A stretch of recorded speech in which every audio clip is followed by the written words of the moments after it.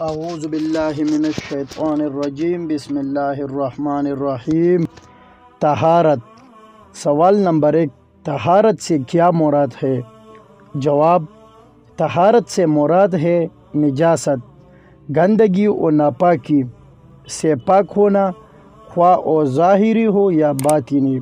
شریعت کی اصطلاح میں طہارت ایک خاص صفت سے عبارت ہے جس کا حکم صاحب شریعت نے اس لیے دیا ہے کہ جسم پاک ہو جائے اور نماز درست ادا ہو جائے۔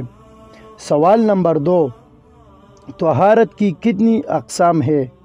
جواب: طہارت کی 2 قسمیں ہیں، طہارت صغرا اور طہارت کبریٰ۔ طہارت صغرا سے مراد وضو ہے، جبکہ طہارت کبریٰ سے مراد غسل ہے۔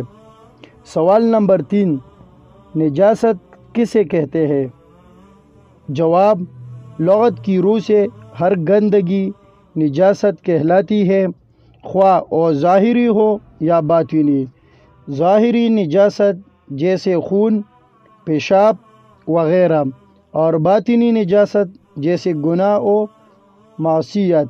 اللہ ہم کو اس پر توفیق عطا فرمائے۔